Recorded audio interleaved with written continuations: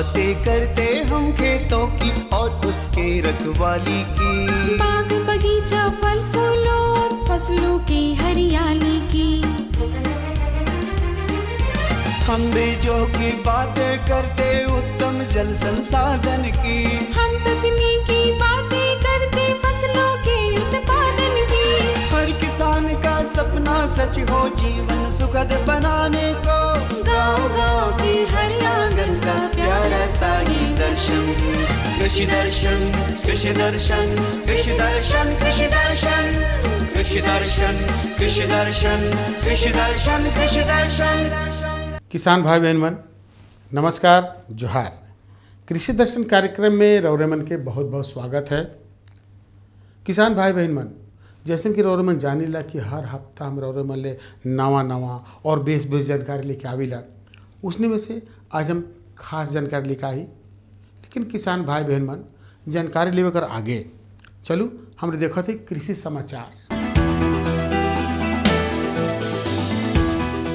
नमस्कार, कृषि समाचार में आपका स्वागत है। मैं हूं अर्चना।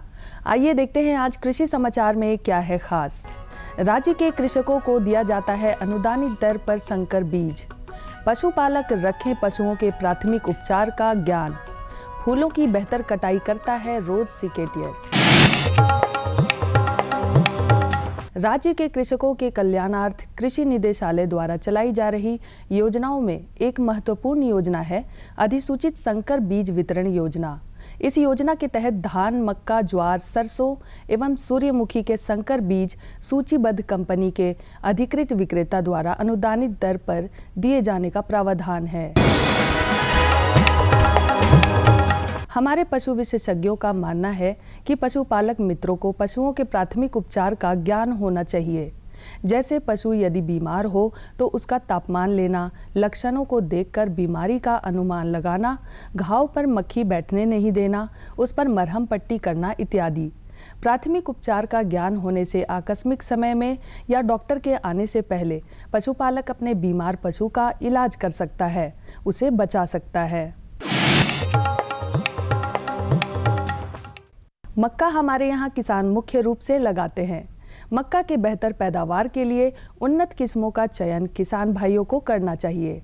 कृषि विशेषज्ञों द्वारा झारखंड के लिए मक्का के उन्नत प्रभेद हैं सुआन, बिरसा विकास मक्का 2। यदि हाइब्रिड प्रभेद लगाना चाहें तो कंचन और HQPM 2 और 5 नामक प्रभेद लगा सकते हैं। सुआन, बिरसा विकास मक्का 2 ये मक्का के उन्नत प्रभेदों में अच्छे माने जाते हैं। वहीं हाइब्रिड प्रभेद हैं कंचन, HQPM 2 और 5। 1 हेक्टेयर भूमि के लिए 20 किलोग्राम बीज पर्याप्त होता है।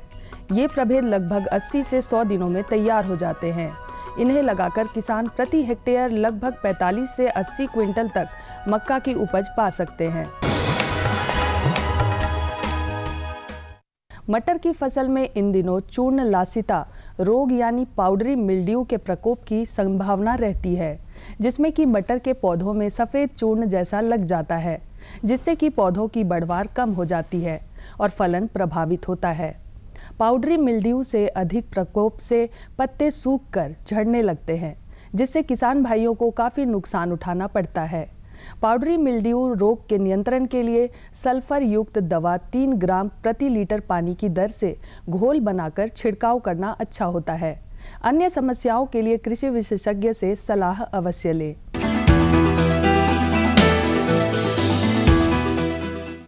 फूलों की कटाई करनी हो या पौधों के डंठलों की छटाई करनी हो, इन कामों के लिए बेहतर उपकरण है रोज सिकेटियर।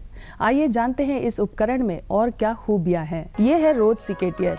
पौधों एवं फूलों की बेहतर कटिंग के लिए इसका इस्तेमाल होता है। इस उपकरण में तेज एवं जंग रोधी एक ब्लेड लगा होता है जो फूलों एवं पौधों के डंठलों को आसानी से काटता है। सबसे खास बात इस उपकरण की ये है कि पौधों के काटे गए हिस्से उसी में फंसे रहते हैं, जिसे आप उचित स्थान पर फेंक सकते हैं। और अब एक नजर राज्य के कुछ प्रमुख शहरों के मौसम के मिजाज पर। आज राज्य के कुछ प्रमुख शहरों के तापमान इस प्रकार दर्ज किए गए।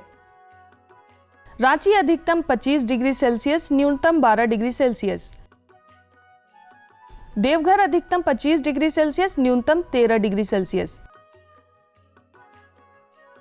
जमशेदपुर अधिकतम 28 डिग्री सेल्सियस, न्यूनतम 14 डिग्री सेल्सियस। मेदिनीनगर अधिकतम 27 डिग्री सेल्सियस, न्यूनतम 12 डिग्री सेल्सियस। धनबाद अधिकतम 27 डिग्री सेल्सियस, न्यूनतम 13 डिग्री सेल्सियस। कृषि समाचार में आज इतना ही। अगले दिन अगले अंक में फिर मुलाकात होगी कुछ ताज़ा तरीन खबरों के साथ। तब तक के लिए दीजिए इजाजत। नमस्कार, जोहार। कृषि समाचार में रोजमर्रा तकनीक कर बारे में, उपकरण कर बारे में, मौसम कर हाल कर बारे में और कृषि संबंधी नवा जानकारी मिलक। एखन बेरा हो जाए एक छोटा सा विराम के। हम विराम के बाद घूर के आवा थी और मन के जानकारी देवा थी।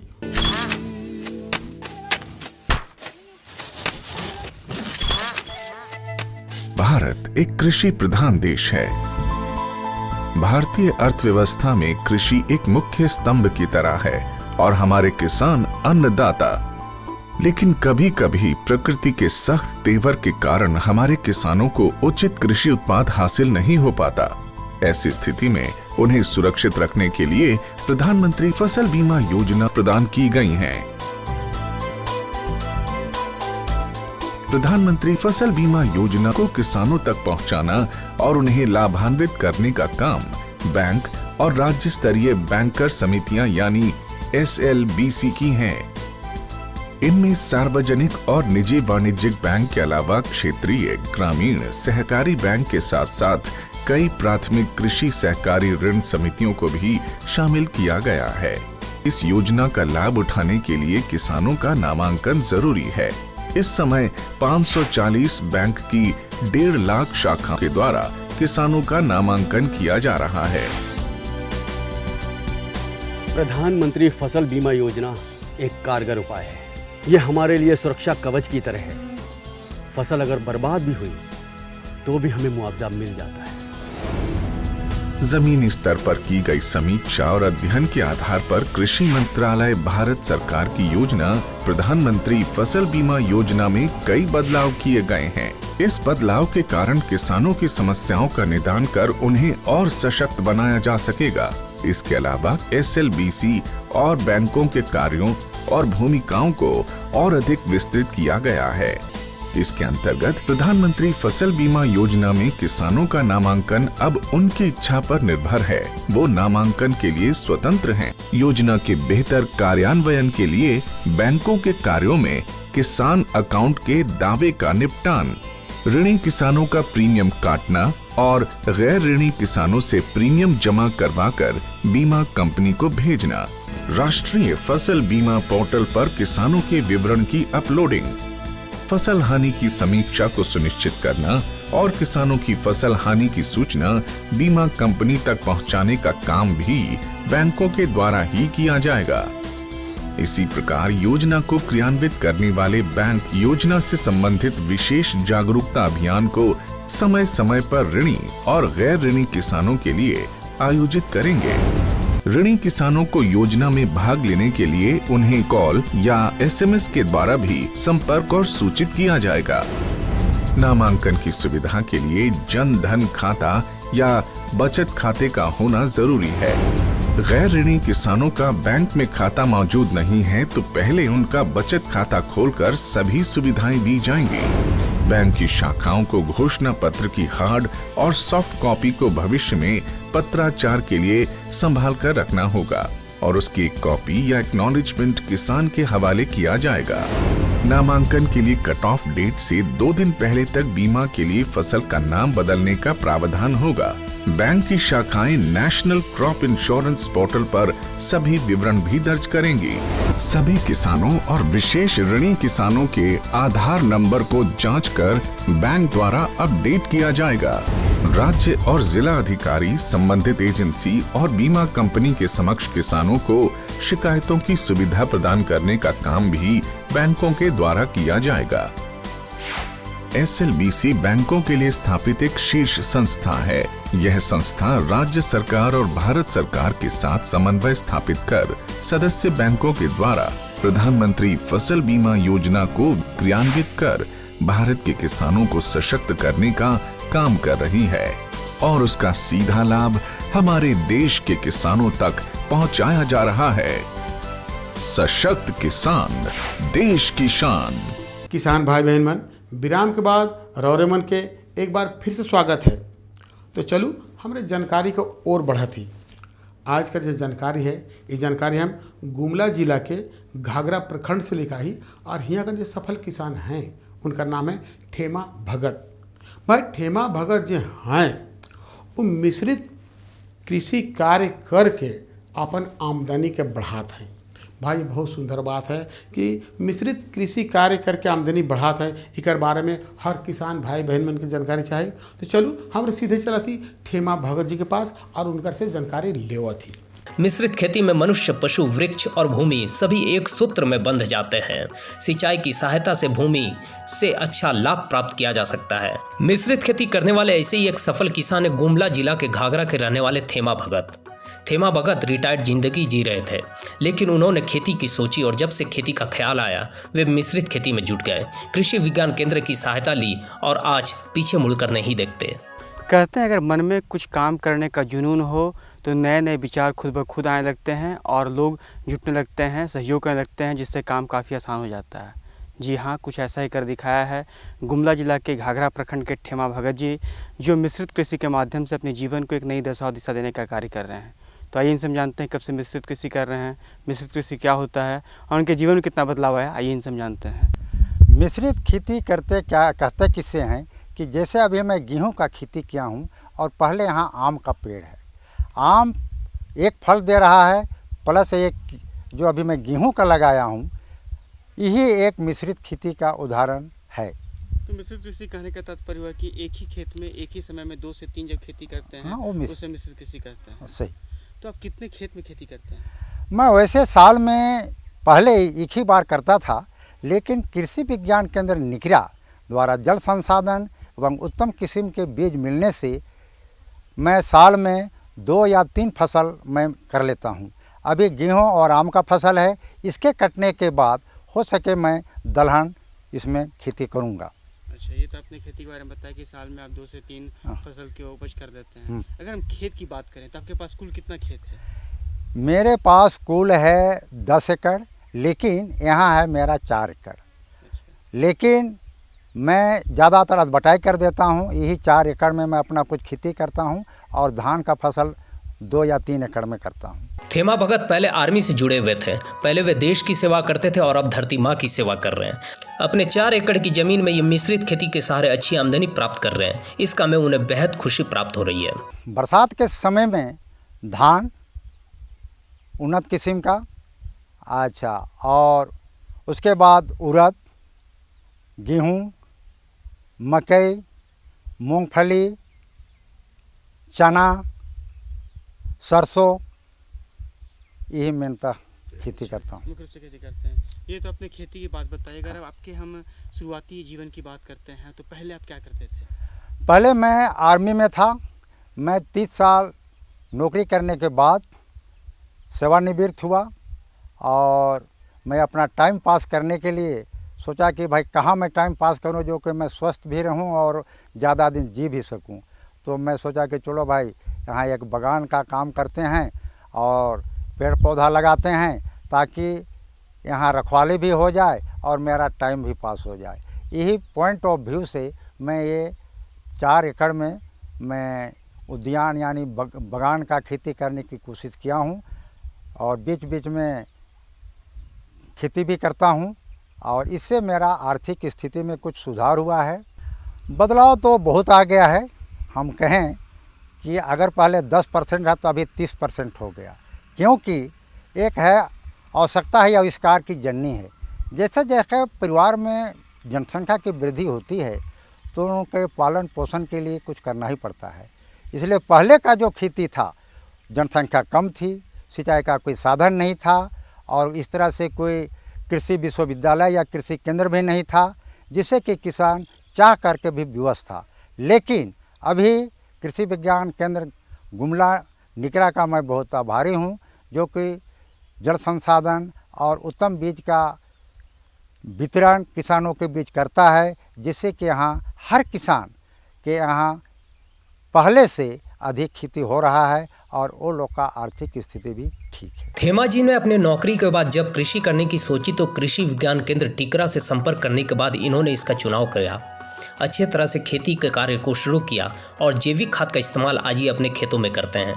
साथ ही साथ दूसरे किसानों को भी जैविक खेती करने की सलाह देते हैं। देखिए, मैं क्या कहूँ, मैं तो ज़्यादा टाइम फौज में ही बिता दिया, लेकिन यहाँ आने के बाद मैं विकास भारती गुमला निकरा का मैं बहुत धन्यवाद करता हूँ, जो कि समय समय पर आ कर के कि किस तरह खेती किया जाए, कैसे किया जाए, कौन सा मौसम में किया जाए इत्यादि का कुछ ट्रेनिंग हम लोग को देते रहते हैं। उसी से प्रभावित होकर के मैं इस मुकाम तक पहुँच पाया हूँ। ठीक है, अगर हम खेती की बात करें, आप जो खेती करते हैं ये जैविक खेती करते हैं, रासायनिक खेती करते हैं?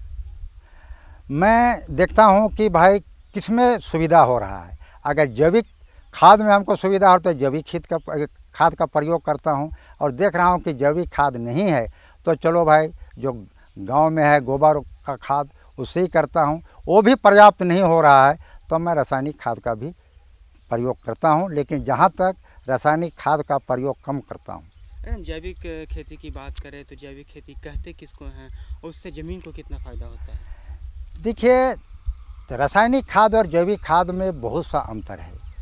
जैविक खाद गोबर, कूड़ा कचरा इत्यादि से ही बनता है, एक तरह का किचुआ होता है, उसके वही निर्मित करता है। लेकिन ये जो रासायनिक खाद है, ये अगर बराबर गोबर का खाद ना दिया जाए, किचुआ खाद ना दिया जाए तो ये खेत कुछ दिन के बाद ये बंजर हो जाएगा। इसलिए मैं किसानों को सलाह दूंगा कि केवल रासायनिक खाद पर ही निर्भर ना रहे, समय समय पर जैविक खाद, गोबर, हरा खाद जो भी मिले वो जरूर ही उपयोग करें। आर्मी की नौकरी से रिटायर्ड होने के बाद थेमा जी ने एक सफल किसान के रूप में अपनी पहचान बनाई है। आज इनकी खेती से कई लोग प्रेरणा ले रहे हैं। थेमा जी एक सफल उदाहरण बनकर अपने क्षेत्र में उभरे हैं। देखिए, कृषि विज्ञान केंद्र, हम लोग कृषि विज्ञान केंद्र के वैज्ञानिक हैं, लेकिन मूल रूप से तो किसान ही हैं। किसान बैकग्राउंड है हम लोग का, और गुमला ज़िला में आज लगभग 10 से 15 साल से हम काम कर रहे हैं। तो मेरी भी एक तमन्ना है कि कृषि एक सर्वश्रेष्ठ हो, जो पहले था ही तो उसको एक सर्वश्रेष्ठ किया जाए। तो कैसे हो, जो यहाँ पर प्राकृतिक संसाधन है, यहाँ वर्षा आश्रित खेती है, पानी का दिक्कत है, लेकिन पानी के दिक्कत के बावजूद यहाँ बहुत सारी संभावना है जो कि अलग राज्यों में नहीं है। यहाँ बाढ़ की समस्या नहीं है, तो यहाँ पर फसल विविधीकरण के माध्यम से और जो हमारा फॉरेस्ट बेस्ड रिसोर्सेस है, लाह की खेती है, मधुमक्खी पालन है, तसर पालन है, और एनिमल सेक्टर में यहाँ पर काफ़ी युवा जो हैं आज सुअर पालन से हमारे साथ कृषि विज्ञान केंद्र के आर्या परियोजना से लगभग 200 से ऊपर युवा जो है सुअर पालन कर रहे हैं, जो 2.5 लाख से 3 लाख तक का आमदनी करने में सक्षम हुए हैं।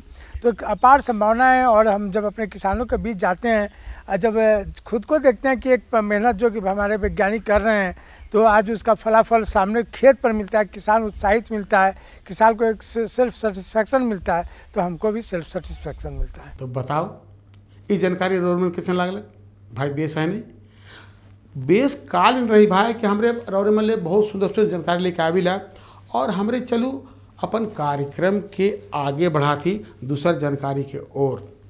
ये जानकारी भी बहुत बेस है और सुंदर है।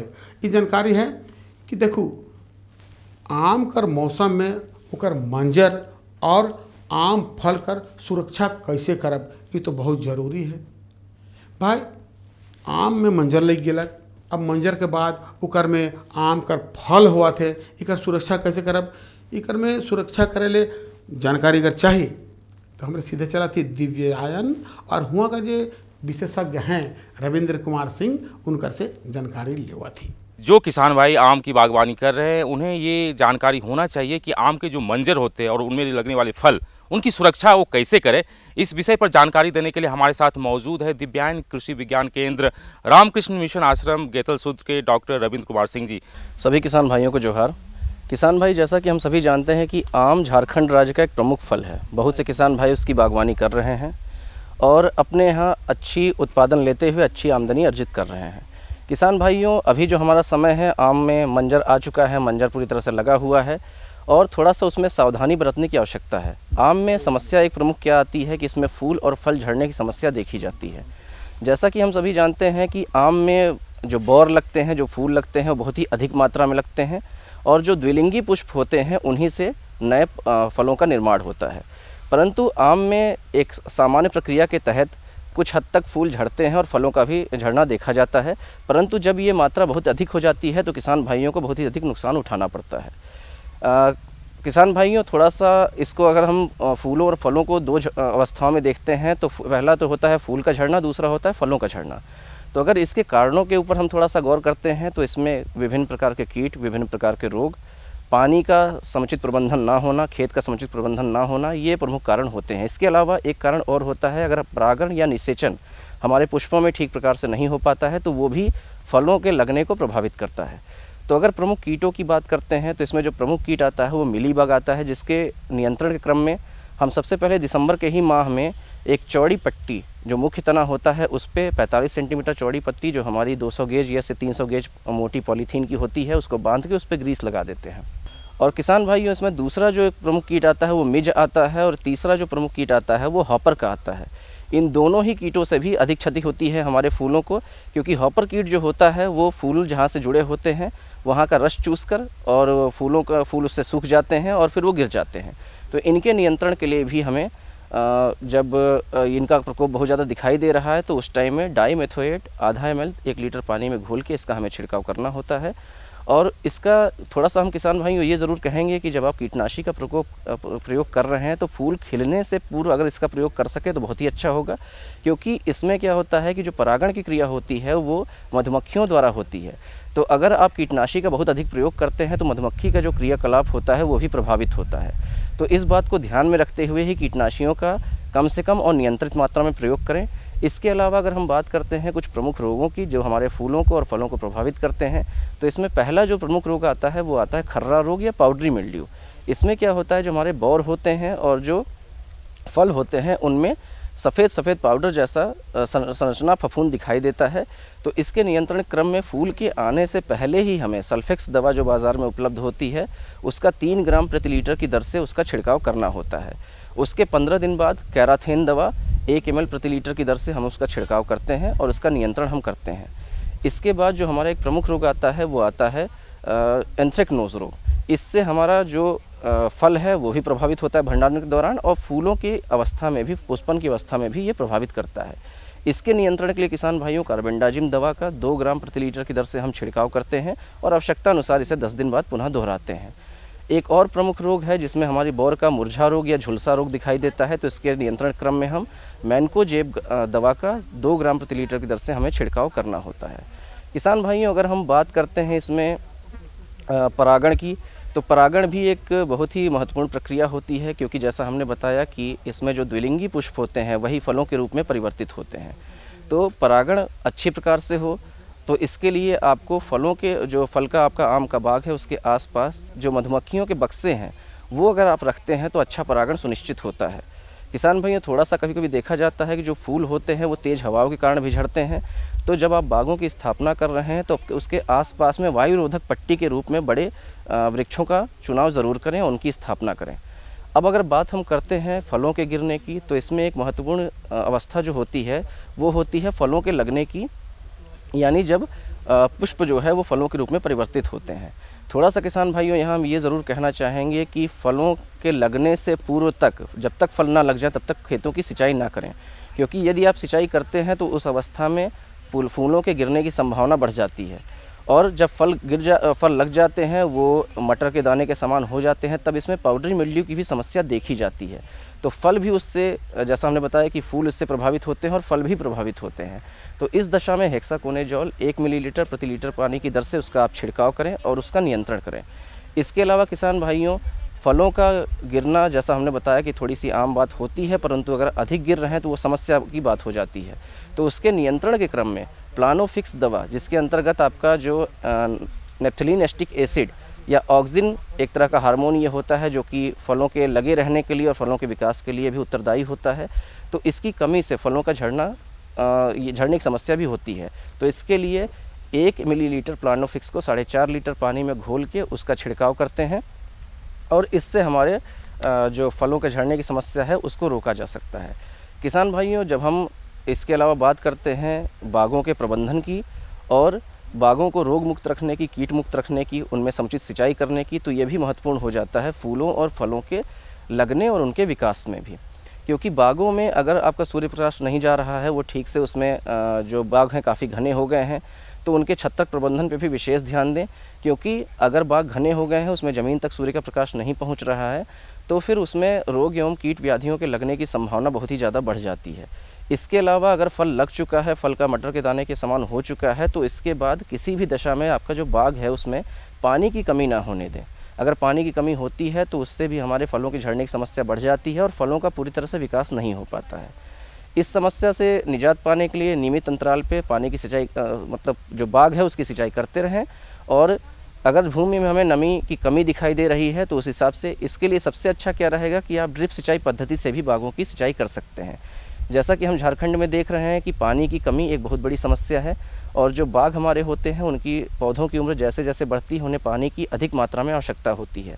तो अगर आप ड्रिप सिंचाई पद्धति का प्रयोग करते हैं तो हमारे फलों की गुणवत्ता भी अच्छी बनी रहती है और जो पानी की कम पानी में हम समुचित रूप से उसकी सिंचाई प्रबंधन भी बागों का कर सकते हैं। तो कहूँ किसान भाई बहन मन, ये दुइयो जानकारी रोज कैसन लागलक बेस है ने से ले हम कहिला कि हमार पता के जरूर लिखू काले कि अगर ऐसा कोई जानकारी रोठिन है या हमरे से कोई जानकारी चाहिए तो पता रहे के चाहिए नहीं, पता लिखो हम बता देवा थी। पता है कार्यक्रम कृषि दर्शन द्वारा केंद्र निदेशक दूरदर्शन केंद्र रात रोड रांची, पिन कोड संख्या है 834001। तो आज रोरमन इजाज़त दो मकिल एहे दिना और एहे बेरा नवा जानकारी साथ और उपस्थित हो। तब तक इजाज़त दो, नमस्कार, जोहार।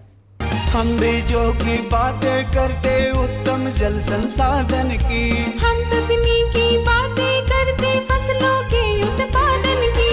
हर किसान का सपना सच हो जीवन सुखद बनाने को, गाँव-गाँव के हर आंगन का प्यारा सा ही दर्शन।